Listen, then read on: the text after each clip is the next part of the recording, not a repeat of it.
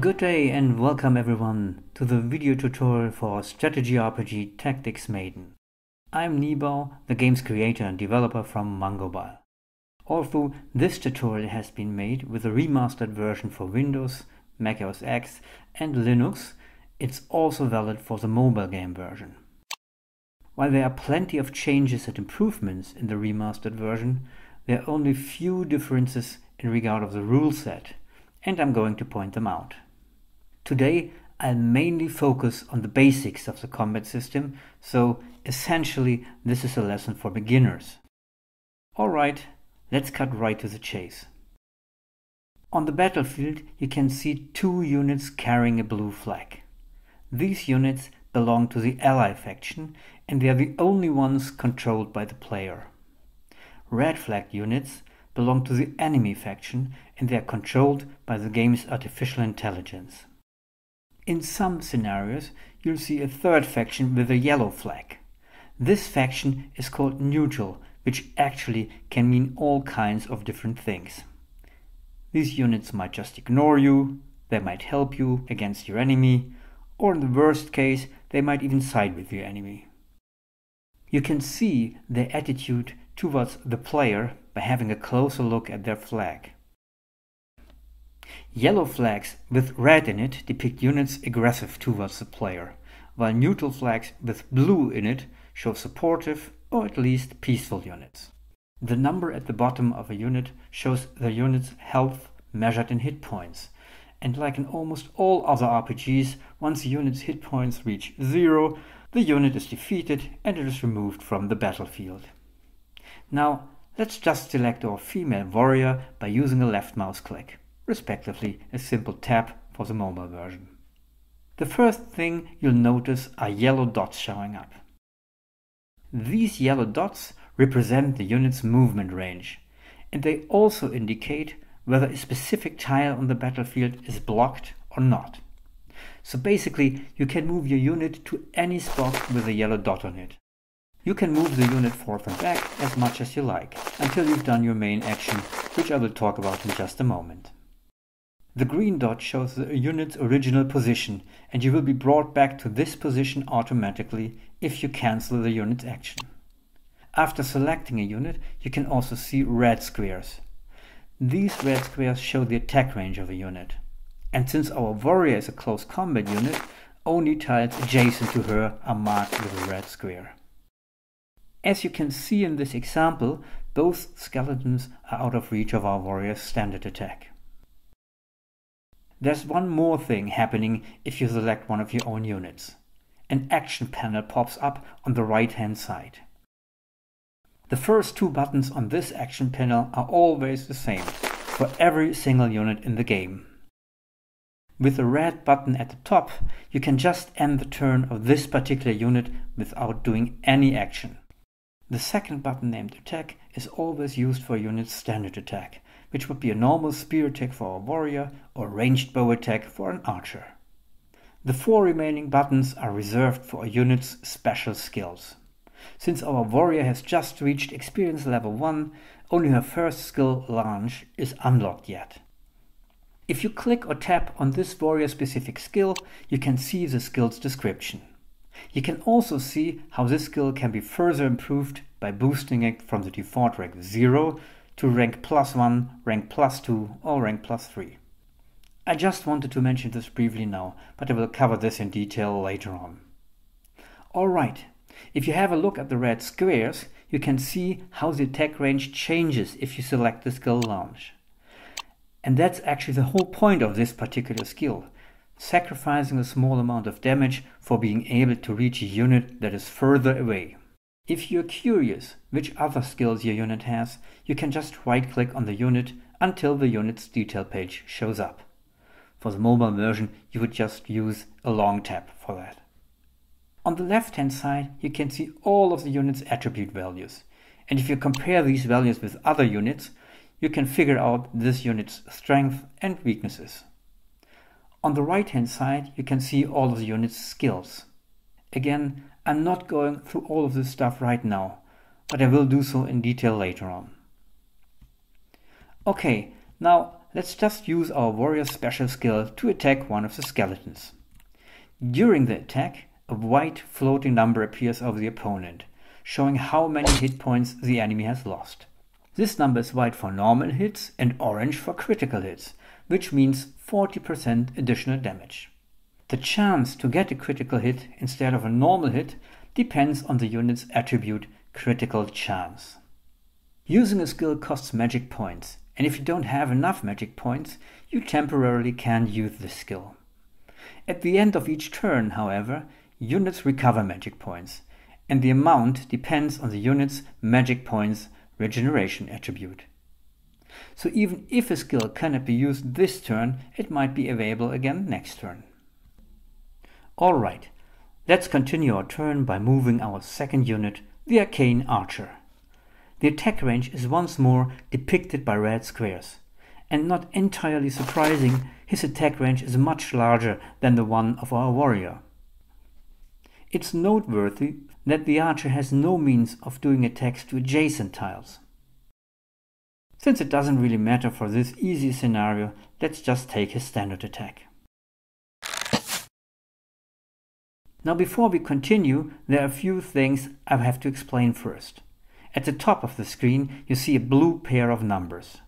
The first number indicates how many ally units are standing on the battlefield right now. In this case we have 2 ally units. 1, 2. The second number indicates the maximum number of units allowed on the battlefield. As long as this maximum isn't reached yet, and if you still own an outpost, and you still have unwounded units left, you can call for reinforcements. And if I say can, you usually should. I show you that right away, but first I'd like to talk about the same pair of numbers you can see for the enemy faction over here. In this case, we have 2 enemy units on the battlefield and 2 enemy units maximum. So the enemy has already reached its maximum limit for now. This injured rate over here refers to the current status of the whole enemy army. The more enemies you defeat, the higher the injured rate goes, and at some point the enemy won't have enough men to refill the ranks up to its maximum size anymore. As time passes, the injured rate goes down again though. In other words, the injured rate shows the number of wounded enemy troops and their recovery over time. Now let's just click on the next ally button and see what happens. Okay, we end up at our outpost, which is depicted by a blue tent. If you click or tap on the outpost, we can see all currently available units. Not too many as of yet, but this will change over the course of the game. What you also see is a wounded unit which is currently patched up by his buddies. There's no permanent death in Tactics Maiden, and whenever a unit is defeated on the battlefield, it will be brought back to your outpost. After this unit has been patched up for a few turns, it will be available to join the battle again. Note, though, that if the same unit is defeated again, it will take longer and longer for it to recover. At the end of a battle, however, all units recover, and every single one of them will be available for the next scenario. Alright, now for the sake of simplicity, let's just pick another of these arcane archers and move him out of the outpost. You can cancel this action at any time using the cancel button or the escape key. For example, if you'd rather pick a different unit instead. As soon as I finished the action of my last turn, the enemy turn starts automatically.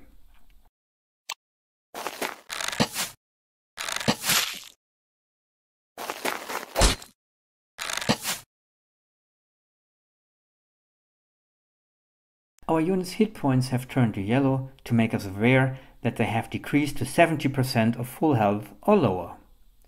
Should the hit points ever go down to 20% or lower, the color even changes to an orange-red as a warning. Let's get back to our outpost for a moment.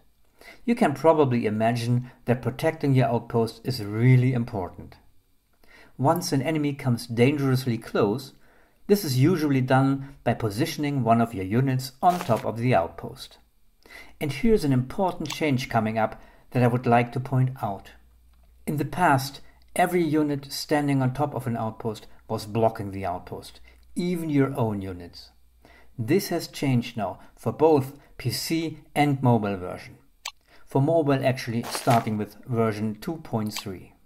You can even move units out of an outpost if another unit is standing on top of it, as long as this is either your own unit or a befriended neutral one. Alright, I think it's about time to talk about this shiny yellow magic pillar, right here in the center of the battlefield. The yellow color tells us that it doesn't belong to anyone yet, but we're going to change that now and conquer the pillar this turn. Now, why would we want to do that? Well, whenever you conquer a magic pillar, your maximum army size on the battlefield is increased by 1. So effectively, the more magic pillars you are conquering, the more units you can have on the battlefield. But you have to be careful. If the enemy conquers your newly gained pillar later on, not only will you lose the advantage you just gained, but at the same time the enemy increases also its own maximum army size by 1. Gaining or losing several magic pillars in the same turn can entirely turn the tides of a battle. Let's just do that now.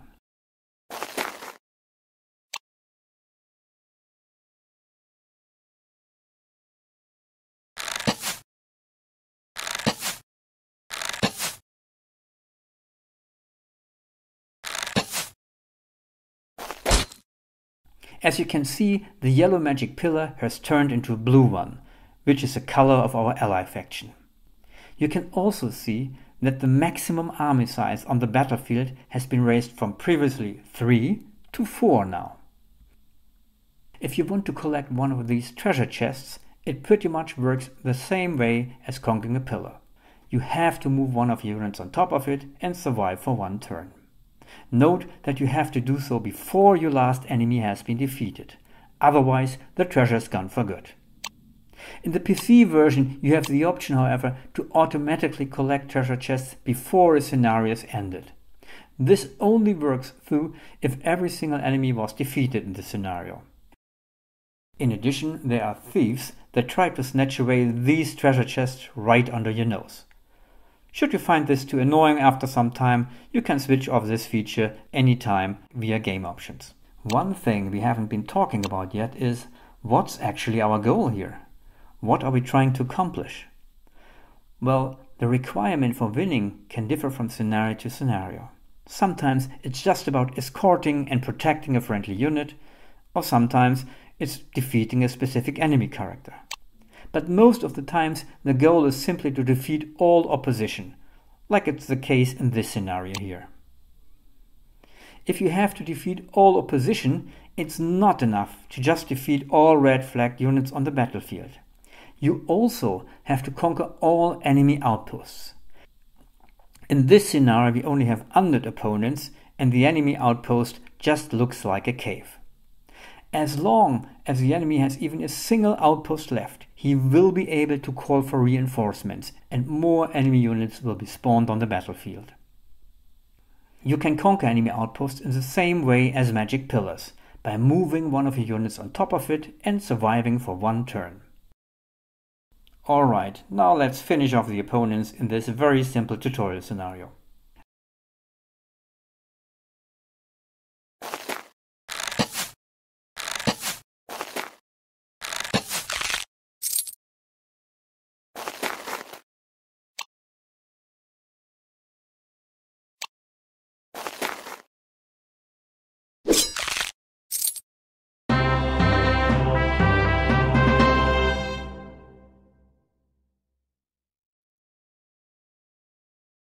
After combat, there's usually a conversation among your main characters, where they talk about the recent events and the game's story progresses.